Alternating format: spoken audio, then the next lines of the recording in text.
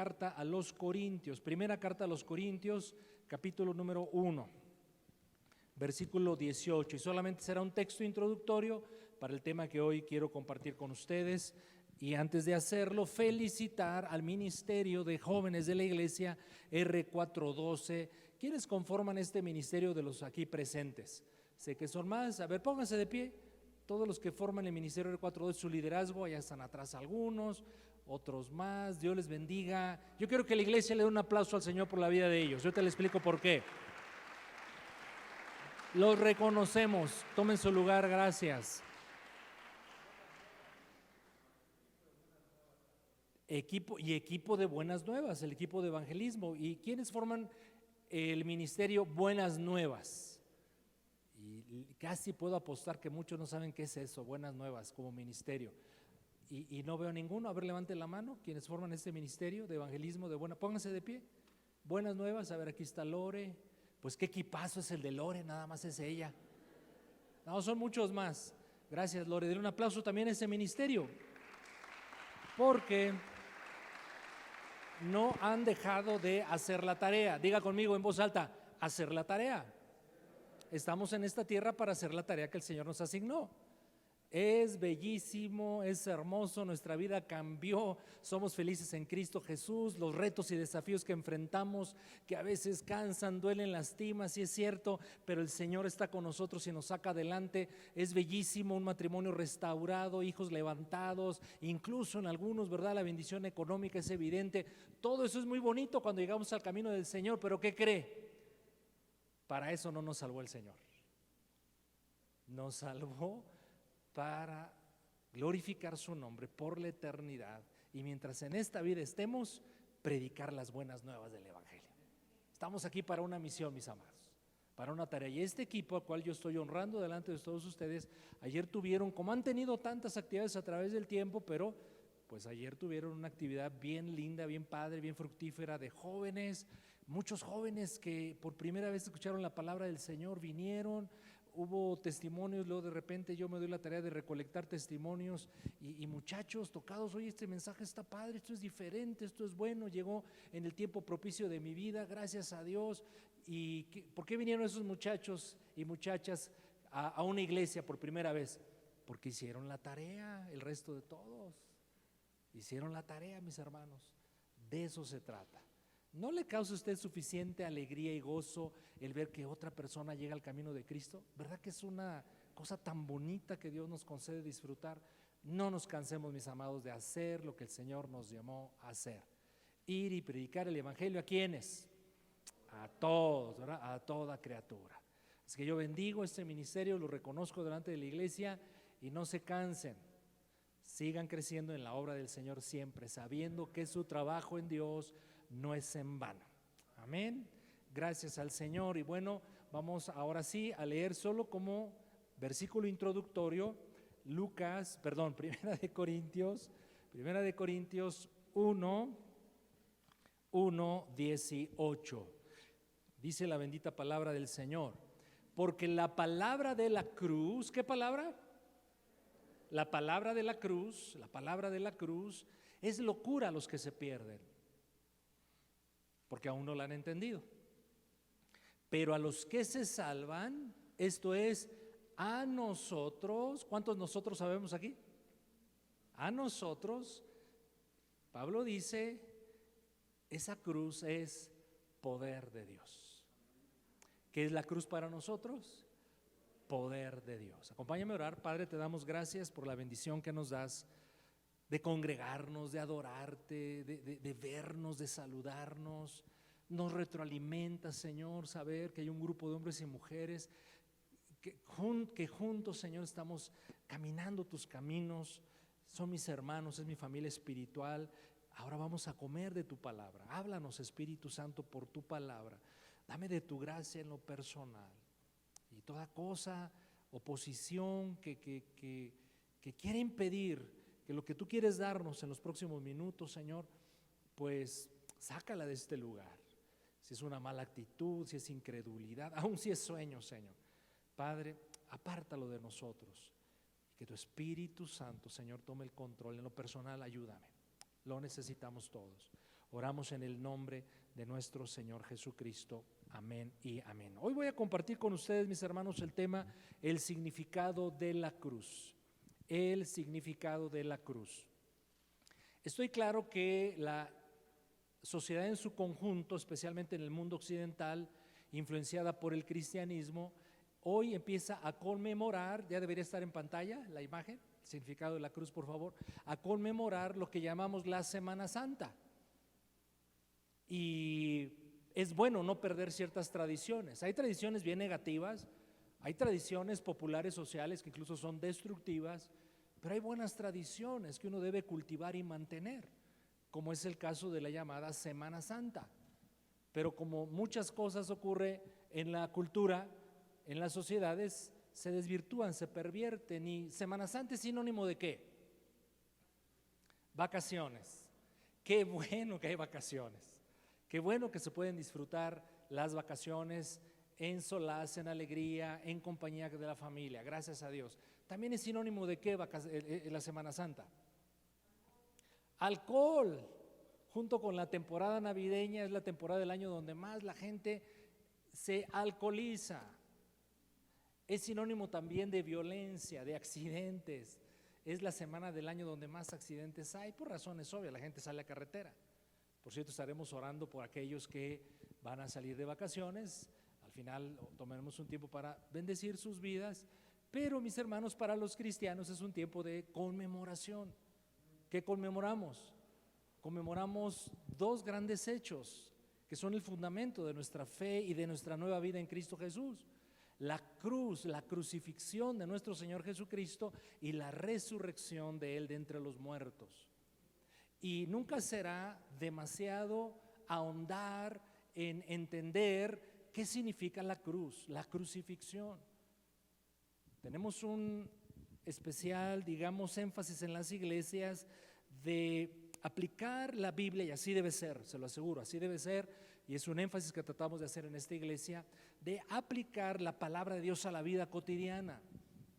Y vemos en la palabra cómo Dios quiere restaurar matrimonios y bendecirlos. Tuvimos apenas el reciente fin de semana, el pasado, un evento para la familia, especialmente para los matrimonios. Y Dios habla de la restauración y de la libertad y del gozo y de la nueva identidad. Pero el fundamento de todo eso es lo que Jesucristo hizo en la cruz del Calvario. Por lo tanto, yo considero que esta semana nos vamos a enfocar en ese tema, mis hermanos. ¿Qué significa la cruz de Cristo? Y afirmar nuestra doctrina, es decir, nuestro conocimiento de la enseñanza bíblica, afirmar la doctrina cristiana. Y además sepamos explicar a otros cuando nos pregunten ¿y qué significa la cruz? Porque la cruz se ha reducido a tantos usos, ¿verdad? Y símbolos. Para algunos la cruz, por ejemplo, en la antigüedad la cruz significaba la llave de la vida, así sucedía para los egipcios. Para ellos este símbolo que está aquí en pantalla, seguramente usted lo ha visto, es un símbolo egipcio que algunos incluso se tatúan y algunos cristianos despistados, ¿verdad? Que no conocen. Ay, qué bonito símbolo, me lo voy a tatuar, válgame Dios, porque es una cruz, pero es una cruz egipcia, obviamente surgida en algún contexto de idolatría. Para muchas culturas también la cruz fue usada de manera lógica como una representación de los puntos cardinales. Siguiente imagen. Todos conocemos este tipo de cruz. Y si yo le digo a usted la cruz roja, pues todos sabemos que es la cruz roja a nivel mundial. La cruz roja simboliza neutralidad, imparcialidad, ayuda al enfermo. Qué bueno, ¿verdad? Que utilizaron la cruz como su símbolo, este organismo mundial. Pero también la cruz, mis hermanos, a veces se cuelga en las orejitas de las damas y ya también de muchos caballeros. Entonces es un símbolo decorativo. Es más, la cruz la hemos llegado a usar, hasta decimos esto, por esta, ¿a poco no? ¿Verdad? Mira, por esta. A través de la historia, entonces, la cruz ha tenido muchos símbolos, pero en el tiempo de nuestro Señor Jesucristo, para los romanos y los judíos, tenía un significado muy particular. Siguiente. Era símbolo de castigo. Y de hecho era el peor de los castigos que se infligía a los delincuentes. Era símbolo de tortura.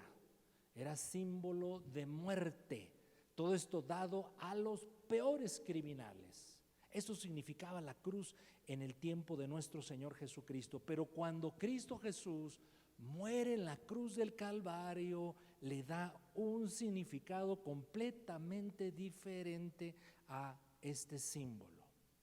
Ahora ese símbolo que fue o era en ese tiempo de crimen, de tortura, de crueldad, de castigo, de agonía, de muerte, de dolor, ahora el Señor lo tornaba en un símbolo de justicia, de victoria, de libertad, de redención, de vida. Solo Dios puede hacer eso, tornar lo peor en lo mejor.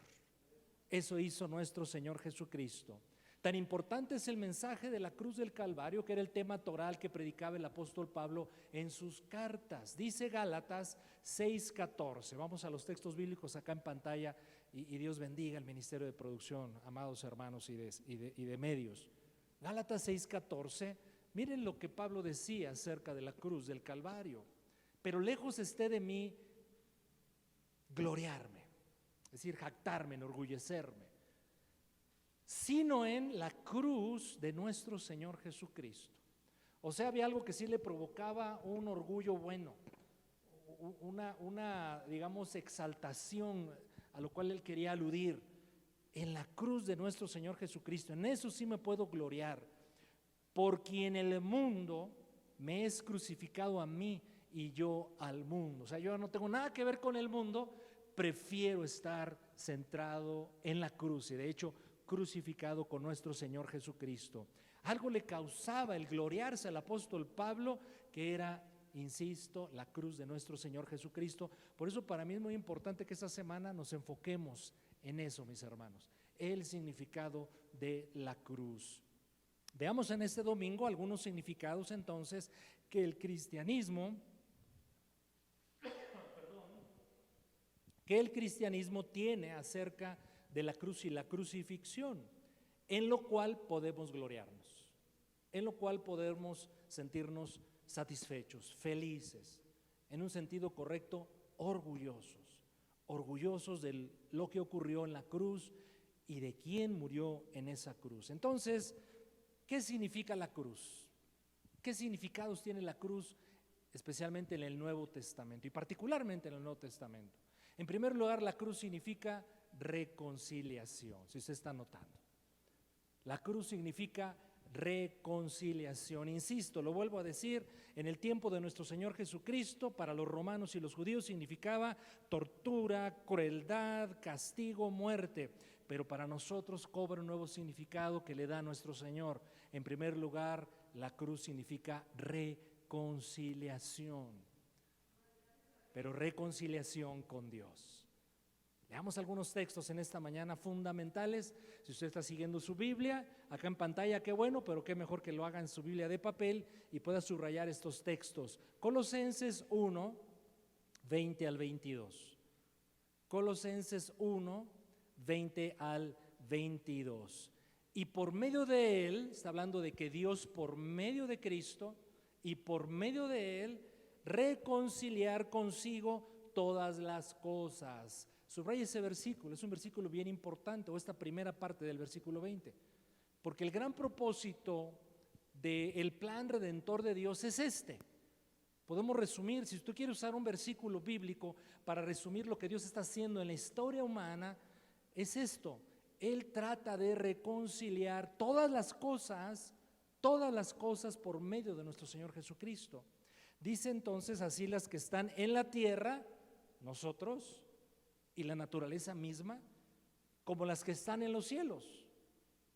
Aquí se refiere a los ángeles y ha sido un pasaje complicado de explicar para muchos, porque los ángeles que son fieles a Dios siempre lo han sido y siempre lo serán, pero hay ángeles caídos, Satanás y sus secuaces, sus seguidores.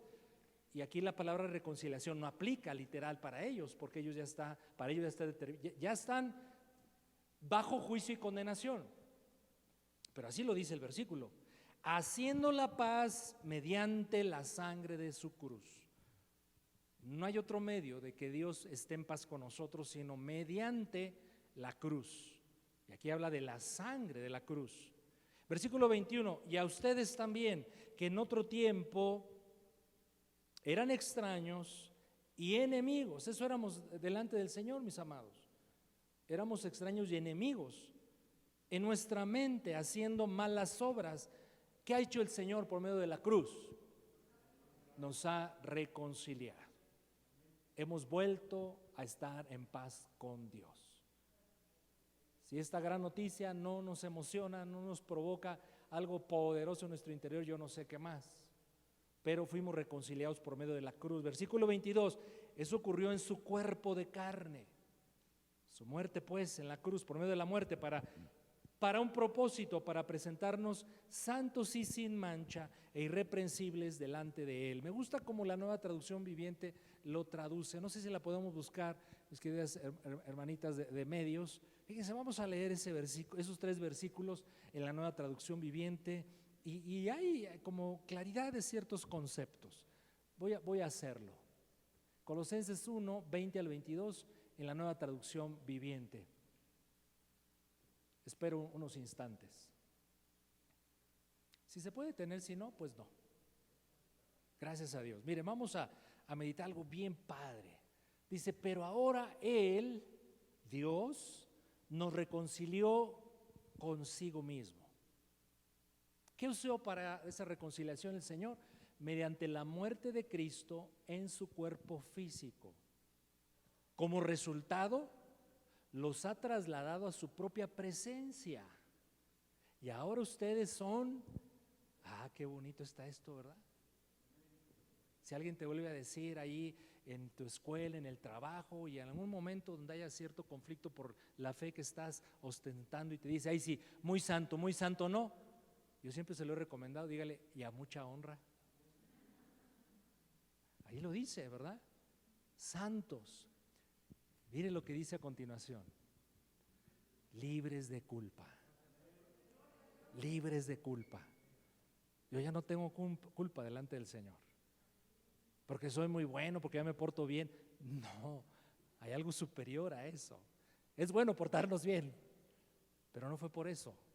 Fue porque el Señor me declaró inocente por causa de la sangre en la cruz.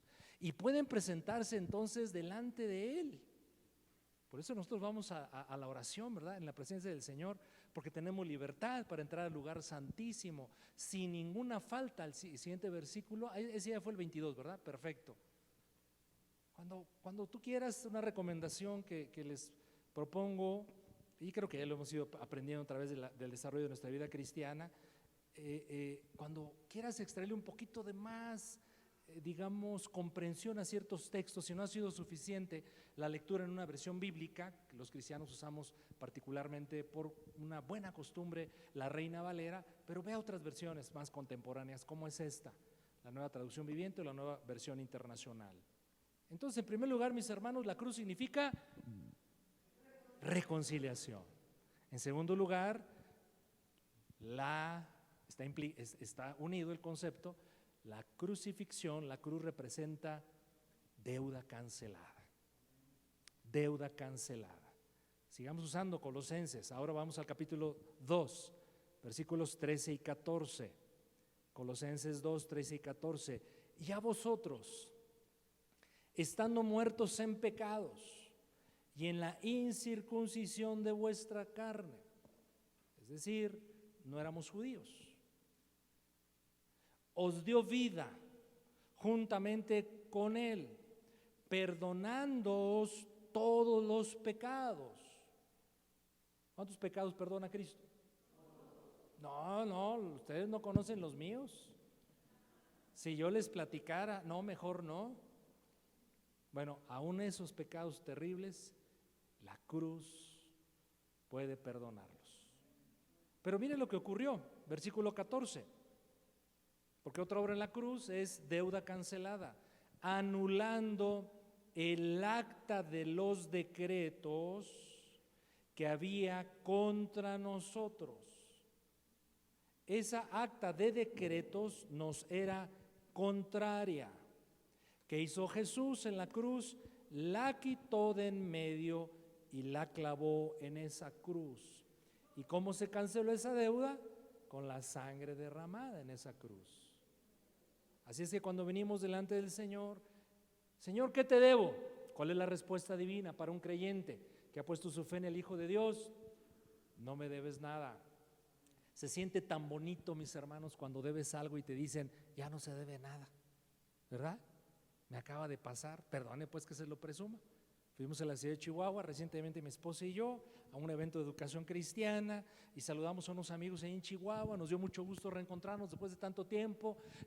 Oye, llévanos, no está mi esposa, lo puedo decir, ella disfruta muy bien los alimentos. Llévame a comer al mejor lugar, y no tiene que ver con el costo, que esté sabrosa la comida aquí en Chihuahua. Los norteños comen mucha carne, y nos llevó a un restaurante bien bonito y comimos carne rico. ¿Y qué cree? Cuando pedimos la cuenta, ¿qué ocurrió? Yo llamé al mesero. Créame que no me cuelgo de nadie, no soy así, no, Dios lo sabe que no. Pero llega el mesero y me dice, Señor, usted ya no debe nada. ¿Cómo que no se debe? No, ya está pagada la cuenta. ¿A qué padre se siente, verdad? Gorrón, no tiene que ver con eso. Deuda cancelada significa la cruz. El acta de los decretos que nos será contraria. Pues ¿cómo no nos iba a ser contraria? Hay personas que dan testimonio, claro, cada testimonio, digamos, de cristianos honestos, de testimonio, pues son dignos de creerse, pero tienen algún grado de subjetividad al fin y al cabo, es un testimonio personal. Pero es algo común que ocurre con aquellos que están a punto de morir, o incluso algunos han muerto y Dios los regresa a la vida. Y algunos dicen esto, la vida te pasa por los ojos así rápido. ¿No ha escuchado usted esto? Yo lo he escuchado de algunas personas, lo he leído en otras, pero por ejemplo la doctora Raquel, que vino hace 8 días, es parte de su testimonio. Ella murió, estuvo muerta mucho tiempo, no recuerdo cuántas horas, y regresó a la vida. Y es una cosa que ella refiere, Dios te pasa la vida delante de tus ojos. Ay, Señor Jesucristo, cuando yo escucho esas cosas, ese tipo de cosas, digo, Señor Jesús, pero nomás ve tú esas cosas, no las vayas a mostrar a los demás, por favor. Bueno, todo eso, según este versículo, y claro, es la verdad de la palabra del Señor, dice que el Dios, nuestro Dios, en la cruz del Calvario, esa lista de cosas terribles, las clavó en la cruz del Calvario, y la sangre de Cristo lo cubrió. Una de las cosas más difíciles, incluso en el ámbito físico, de borrar, de limpiar, es la sangre. O sea, la sangre es poderosa para cubrir. ¿Cuántos dicen, gloria a Dios por eso? Pero la cruz también es símbolo de triunfo, de victoria. Colosenses 2:15, seguimos usando ese hermoso libro, esta carta, Colosenses 2:15, dice, y despojando a los principados y a las potestades, los exhibió públicamente, triunfando sobre ellos en la cruz. En la cruz del Calvario ocurrió la victoria mayor de nuestro Señor Jesucristo a favor de nosotros. Venció al acusador, al tentador, al ladrón, al destructor. Él fue vencido en esa cruz del Calvario. Y no solamente lo venció, sino lo exhibió públicamente. Hay testimonio, hay evidencias de que el diablo y sus demonios han sido derrotados en la cruz del Calvario por nuestro Señor Jesucristo.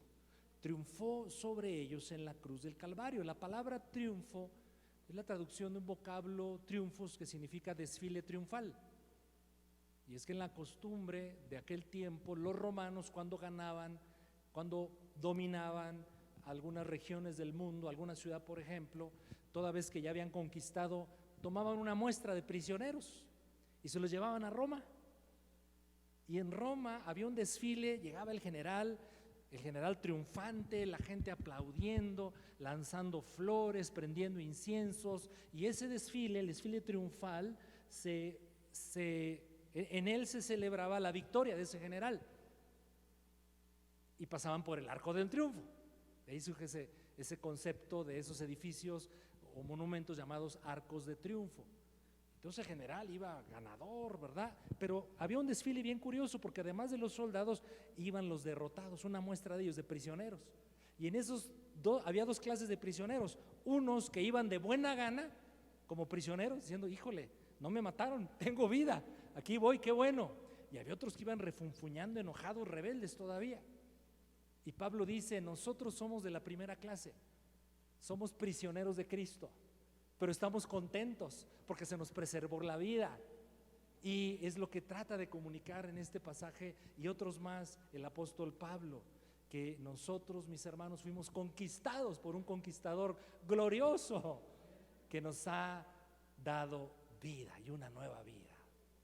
Así es que en tercer lugar, la cruz significa victoria, significa triunfo.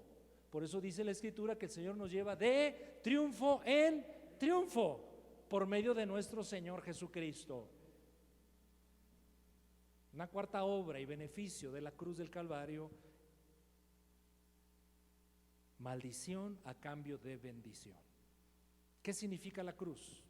En cuarto lugar para nosotros, maldición a cambio de bendición. Nosotros somos el pueblo bendito de Dios, bendecido por el Señor. Sobre nosotros posa la bendición del Todopoderoso. Pero cuando me va mal, cuando me enfermo, cuando las cosas no salen como quieren, eso no ha robado la bendición. La bendición sigue sobre tu vida.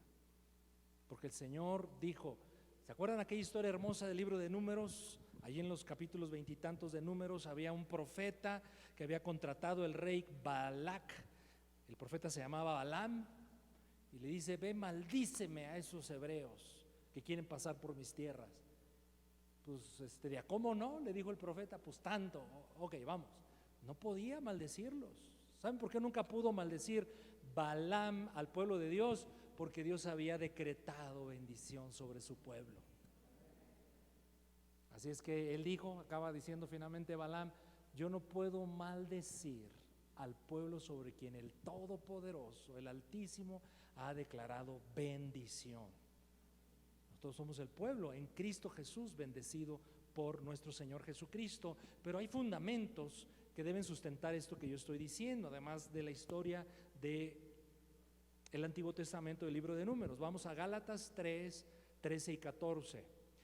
Maldición a cambio de bendición es otro significado de la cruz. Maldición a cambio de bendición. Gálatas 3, 13 y 14 leemos, Cristo nos redimió. Cristo nos redimió. Redimir significa rescatar. ¿De qué nos redimió? De la maldición de la ley. Alguno dirá, ¿y cuál ley? El no conocer la ley no te exime de tu responsabilidad de cumplirla. La ley de Dios, la ley de Dios. Todos fallamos ante el Señor desobedeciendo su ley. Desde muy chiquitos todos lo hicimos. Y eso nos hizo acreedores a ser señalados por esa ley y condenados por esa ley, y nos pone en condición de malditos. Qué fea palabra es esa, ¿verdad?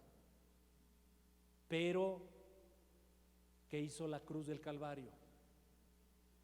Cristo nos redimió de la maldición de la ley, hecho por nosotros Jesús maldición, porque escrito está, maldito todo el que es colgado en un madero. Habla de Cristo Jesús.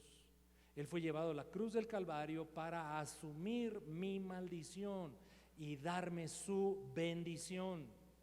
Versículo 14, para que en Cristo Jesús la bendición de Abraham alcanzase a los gentiles, a fin de que por la fe recibiésemos la promesa del Espíritu Santo. Por la fe Abraham fue justificado, declarado inocente delante de Dios. A Dios le agradó la fe de Abraham, y entonces por causa de esa fe el Señor cumpliría sus promesas. Y Pablo toma ese concepto en el Nuevo Testamento y dice, esa misma clase de fe que ponemos en Dios nos hace salvos. Y no solamente nos da salvación, sino nos quita la condición de condenados malditos. Y no solamente eso, sino el Señor nos da su precioso Espíritu Santo por medio de lo que el Señor Jesucristo hizo en la cruz del Calvario. ¿No es glorioso, mis hermanos, recordar o saber estas cosas? El significado de la cruz: maldición a cambio de bendición. Mis amados, para que todas estas cosas y otras más, la cruz es un tema en cierta forma inagotable en la Escritura. Pero hoy yo solamente he considerado 4 cosas de lo que significa la cruz: reconciliación con Dios, deuda cancelada, victoria, triunfo, maldición a cambio de bendición. Pero todo esto fue posible porque Jesús sufrió muchas cosas. Sufrió el sudar gotas de sangre, por ejemplo, ahí en el huerto de Getsemaní, la noche previa a su crucifixión. Nuestro Señor Jesucristo permitió que lo abofetearan, que lo escupieran, que lo ofendieran, que le mesaran la barba, recibir azotes en su cuerpo, le clavaron una corona de espinas, sufrió el que le clavasen clavos en sus manos y en sus pies, y finalmente una muerte vergonzante, injusta. Todo eso el Señor Jesús lo sufrió en la cruz del Calvario para que tú y yo pudiésemos recibir esos beneficios que hoy estamos recordando. Por lo tanto, eso tiene una obligada implicación para ti y para mí, que hemos recibido estos beneficios a través de la cruz. Y esta implicación, uso un término, si lo quieres anotar: abnegación. Nos obliga a vivir una vida abnegada a Dios, consagrada a Dios. Si realmente yo entiendo el significado de la cruz, lo que significó para Cristo el morir en la cruz del Calvario, lo que eso significa para mí, entonces hay una obligada respuesta que Dios pide a ti y a mí, y es una vida de abnegación. 2 textos bíblicos para ello: 2 Corintios capítulo 5 versículo 15. 2 Corintios 5:15 dice: y por todos murió, para que los que viven. Aquí de los presentes, ¿habrá alguien que esté muerto? ¿O todos los que estamos aquí vivimos? ¿Sí vivimos? Y además tenemos 2 clases de vida, ¿verdad?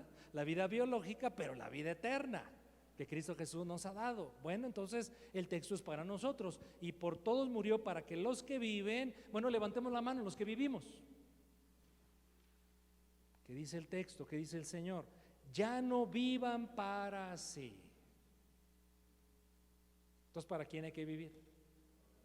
Sino para aquel que murió y resucitó por nosotros. Entonces, nuestra vida, ¿quién es el protagonista de mi vida? Pues yo, pastor. Aquella canción con la que más me identifico dice: y yo sigo siendo el rey. No, mis hermanos. Si nosotros hemos sido los receptores de las obras de la cruz, entonces hay una obligada implicación, una vida de abnegación, de entrega al Señor. Se trata ahora de vivir para Dios. Se trata de vivir para el Señor, para sus propósitos. ¿Qué es una vida de abnegación? Esto es bien interesante.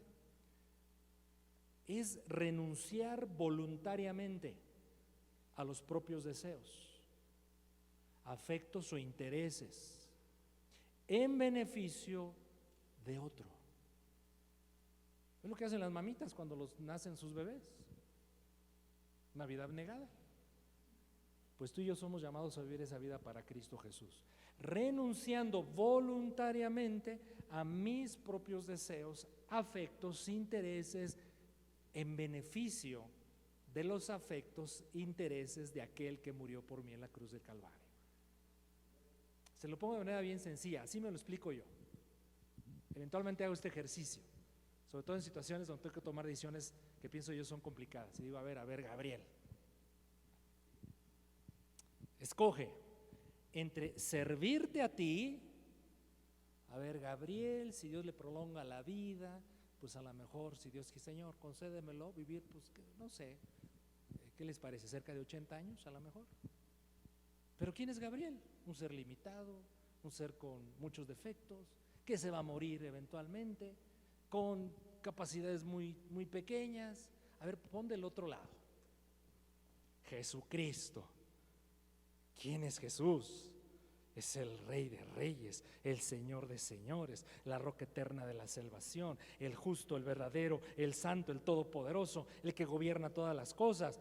Y yo me digo, escoge, Gabriel, ¿a quién quiere servir? ¿Usted a quién quisiera servir? A Jesucristo. Y eventualmente nos vamos a encontrar así usted y yo. ¿A quién sirvo? ¿A un ser limitado, con lleno de carencias, que va a desaparecer de la faz de la tierra? ¿O a la roca inamovible, eterna de la salvación, que es nuestro Señor Jesucristo? En cierto sentido, así yo me explico versículos como estos. Y por todos murió, para que los que viven ya no vivamos para nosotros, mis hermanos. Pues ¿quiénes somos nosotros? A ver, voltea a ver al que está a tu lado y dile, ¿y tú quién eres? Bueno, acá viendo ese matrimonio, hermano Ismael, bueno, es tu esposa, tu amada, ¿verdad? Claro, lo entiendo, pero espero explicarme en esta idea. Último versículo de esta mañana, fundamental, porque si hemos sido receptores de estos grandes beneficios obrados en la cruz del Calvario, y hay más, y los estoy disfrutando, y eso ha significado una vida nueva, bueno, la propuesta y la invitación de Cristo es Lucas 9:23. Lucas 9:23. Y decía a todos, si alguno quiere venir en pos de mí, niéguese a sí mismo, tome su cruz cada día y sígame. Aquel que fue a la cruz del Calvario para reconciliarme con Dios, para otorgarme su victoria, para cambiar mi maldición en bendición, etcétera, me dice, y hay una cruz que yo quiero que tomes también, que es la negación de tu yo, de tus afectos, intereses, por causa de los míos. Y es una decisión bien valiente que somos invitados a tomar, y que yo quiero en esta mañana sea el cierre de mi mensaje. Que el Espíritu Santo, el Espíritu de Dios y la obra de la palabra nos lleve en este momento a decirle, Señor, cuenta conmigo. Una vida de abnegación a ti, de entrega a ti. Todos los días la cruz hay que llevarla. Todos los días hay algo a lo cual debemos morir. ¿A qué cosas debo morir? A lo que Dios no quiere para mí. No lidiar con ello, no andar peleando con ello y sufriendo en esa lucha que a veces se hace interminable. No, morir. Para morir se requiere ser valiente, pero tenemos la gracia del Señor y la obra del Espíritu Santo para lograrlo. Yo quiero que en esta mañana le digamos, quien quiera hacerlo, digamos, Señor, yo sí quiero tomar esa cruz. Yo sí quiero vivir una vida abnegada a ti, que implique la negación de mi yo. Qué latoso es el yo, ¿no le parece? Decisiones, pasiones desbordadas, desordenadas, caprichos. Podemos ser libres de eso por la obra de la cruz. Inclinemos todo nuestro rostro y comencemos dando gracias a Dios por la obra de la cruz. Yo solamente te hablé de 4 cosas que significa la cruz del Calvario, y podría hablarte de muchísimas más. La cruz significa mi reconciliación con Dios. La cruz significa mi deuda ya cancelada. La cruz significa victoria, triunfo. La cruz significa maldición a cambio de bendición.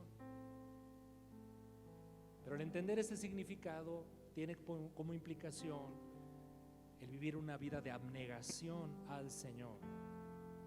¿Qué es la abnegación? Lo vuelvo a decir: renuncia voluntaria a los propios deseos, afectos o intereses, no porque necesariamente sean malos en sí, algunos sí lo son, otros no, pero todo esto es en beneficio de nuestro Señor Jesucristo, de lo que Él quiere para nosotros.